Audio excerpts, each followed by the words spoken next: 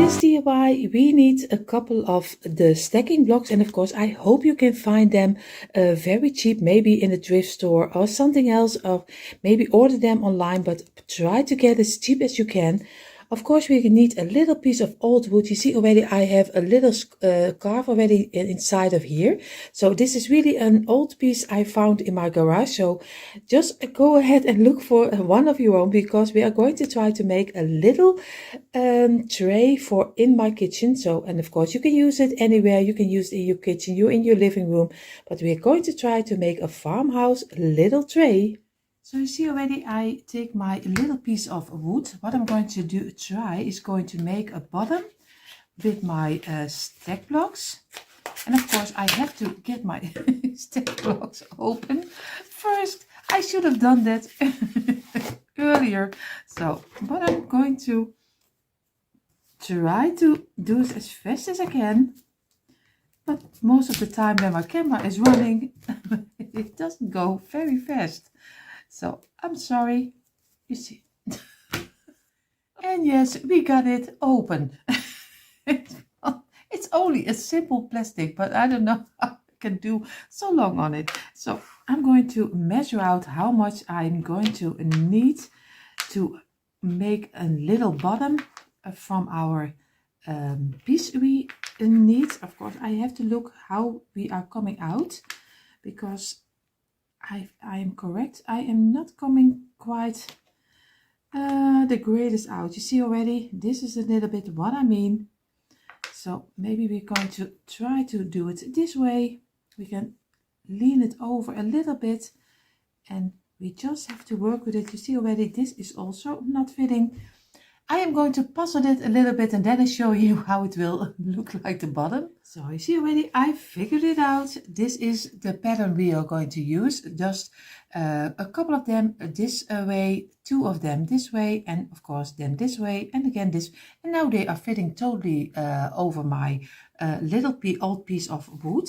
So I will glue everything together and then I show you my bottom.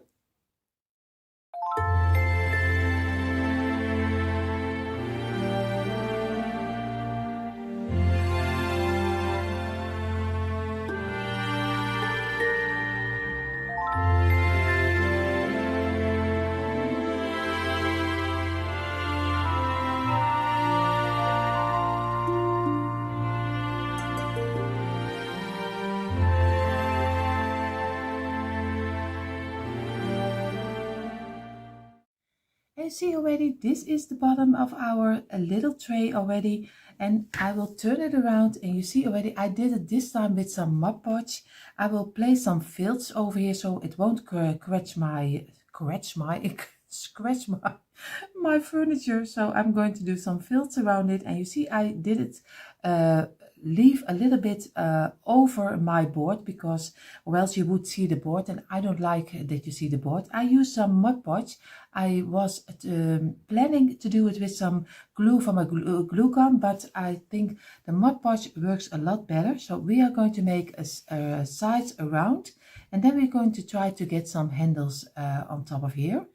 So now we are going to work with the sides, and I'm going to do place it one layer, but of course you can do it this way, you can pull it up, but I am going to do it flat, at least yeah, I think you call it flat. So again, I'm just doing some Mod Podge over it and just gluing it on top of our little place, and of course we are going to go all the way around.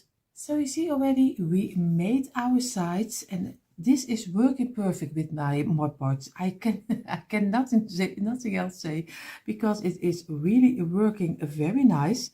What I'm going to do, I'm going to make the handles, but I want to make them a little bit as small as I can. So I will place, I think, one this way. I show you in a moment how I really did, and then three this way, so we get a nice small handle. So, but I will have to figure out a little bit and then I show you. So it was a little bit of a puzzle to get my handle, because first the Mod Podge was not working for this simple, when you have a little space you can glue together, because this one didn't stick, at least not with me. So I did have to use my glue gun for this 3. So I did make 3 pieces together, and I made 2 little pieces, of course, on top of each other. So I made 2 over here and 2 over here. What I'm going to do, I'm going to glue this 2 over here, and I'm going to do this one in the middle so we get a nice handle. But first, what I'm going to do, I'm going to glue this on top of here and this one on top of here. So we have already our handle before we are gluing it on our tray. So you see our handles are finished, and it was a little bit of a challenge because the blocks are not, every block is not the same size. Most of them are, but sometimes there are a little bit difference in. So it is a little bit playing around with to get the handles a little bit the same length. So I did my best. So I'm going to glue this on top of here, and then we are going to do our little tray with some white chalk paint. So you see already our little tray has its first coat with the white chalk paint. I will give it a second coat, but for now I take you to my computer and we're going to make a little print for in the middle of our tray.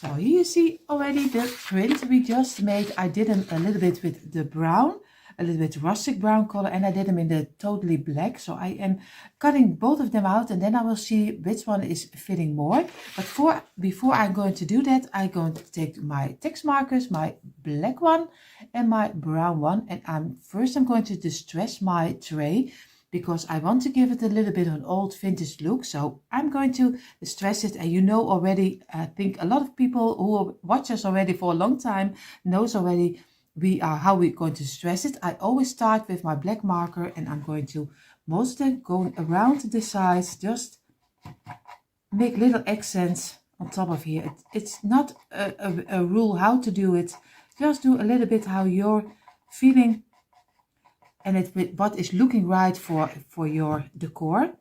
And of course, always try to keep your marker a little bit flat, so you don't get big stripes in once, so you can rule it a little bit better, so there won't be too much on your tray. So I'm going to do the whole tray, and then I show you.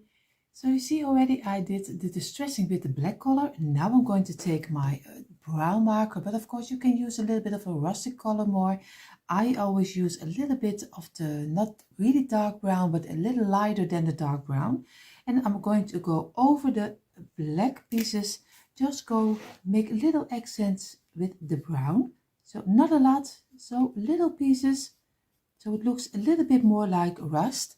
I will do the whole tray, and then I show you also from this the result. So you see already, now I also have the brown color with it, and of course you can use also some furniture wax if you want to make it a little bit more rustic even. What I'm going to do right now, like I told you earlier, I'm going to cut out both of them, and then we're going to look which one is looking better inside of our tray, and then we're going to Mod Podge it. So you see already I have here the brown one. I am really loving already the brown one, but also loving the black one. So I'm really debating which one I will choose. Of course, both of them you will find in our free printable. So you can also make one little tray for yourself with this printable. Of course, I'm going to Mod Podge it on top of here, and then we're going to let it dry.